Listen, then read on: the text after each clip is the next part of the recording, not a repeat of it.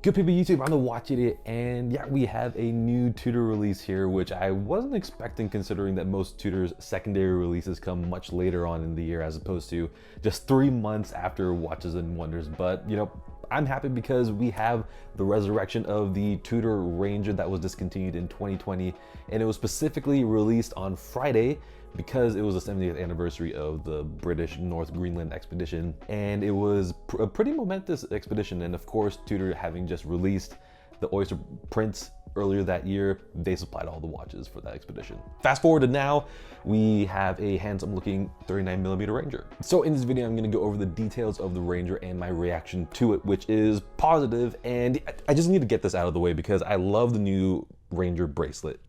But I do think that could have been absolutely perfect on the Black Bay Pro. So I was just there looking at it, you know, feeling happy for the Ranger and the people who are gonna love the bracelet. But it was more just like, I am so happy for you. So happy for you.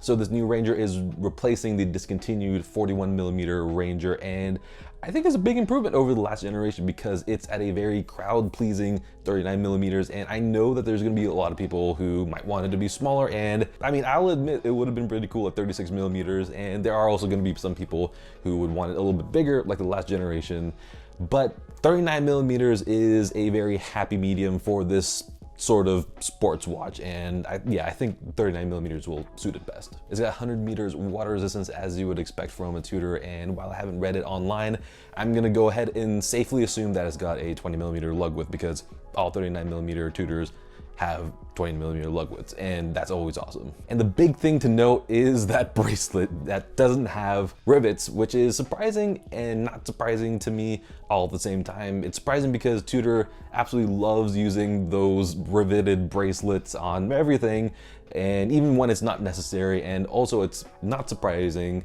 considering that the Ranger isn't part of the Black Bay lineup and the original Ranger didn't have rivets either. But yeah, either way, it's nice to see a very clean looking bracelet on this one. And on top of that, it's got the TFIT clasp, which we saw on the Black Bay Pro, and the clasp itself is awesome. I absolutely love using it on my Black Bay Pro, but to me, the big thing is that clearly this means that the clasp is gonna be rolling out into the rest of the Tudor sports watches, and yeah, which I think we would have expected in the end, but obviously there's no guarantee of that, you know. So what would be really interesting to see is if the mid-link on the Ranger is the same width as the mid-link on the Black Bay Pro, because that would mean that, you know, Black Bay Pro owners would be able to go and buy the Ranger bracelet and then use it on the Black Bay Pro, which would be absolutely amazing, and I would be so tempted to do so. But yeah, no guarantees on that considering that Tudor specifically designed the Black Bay Pro bracelet to not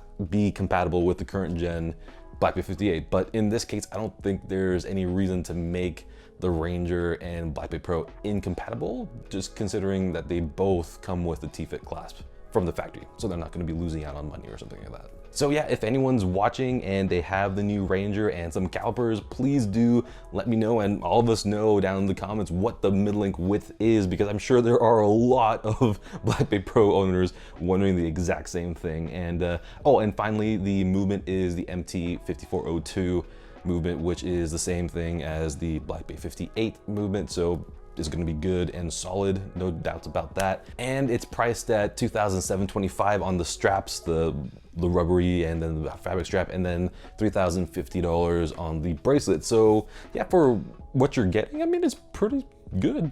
So I find this release exciting just because it's a different watch compared to all the Black Bays that have been coming out as of late. And I mean, I'm a huge fan of this type of Explorer watch, and if I were in the market to buy this sort of watch, I really do think that this would be the one to get, just because everything put together, like the bracelet size, TFIT clasp, all that good stuff over there, I mean, makes for a pretty sweet watch. And I think that this is way better than the old Ranger just because the straight end link bracelet didn't do it for me, and it was just a bit too big at 41mm. So yeah, this new one slips in right at 39mm, which is just like I said, happy medium. Also, the first thing that I noticed was that the indices weren't completely doused in Fotino Lume, which for me is nice to see because this watch can live its life as a modern sports watch that happens to be based off of an older design. And I'm liking the boldness of the numerals here. It gives a slightly different vibe compared to the smaller, more subdued numerals of the 1016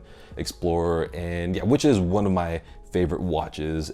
So the handset is a point of contention for some people just because of the hour hand shape. It's a shovel arrowish sort of hand, and it does look different, but I'm liking it just because it is something different. I mean, as much as I like the snowflake hands on the other Tudors, this hour hand isn't seen that much or at all on other watches, let alone in the Tudor lineup. And the next big thing that I love is that the entire case is brushed, which is something that I wish my Black Bay 58 had, just because I love the look of brushed metal and if there's any contrasting bevels.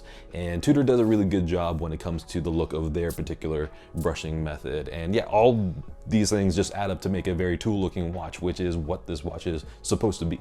So there aren't too many things I don't like about it at first glance, but my main worry if I was looking and thinking about buying this would be the 39mm size, which I do like, but the dial is quite big with a thin bezel, and on top of that the hour indices are pretty big and they are pretty close to the dial's edges, so that leaves a lot of negative space in the middle of it all, and all of this plays into a watch wearing a bit bigger than the dimensions would suggest. But in the end, no one will know definitively how this watch or any watch will wear on them until they wear that watch on their wrist. Oh, and I do wish that this had drilled lugs like the original one, just because it would have added to that tool watch aesthetic. Yeah, if only.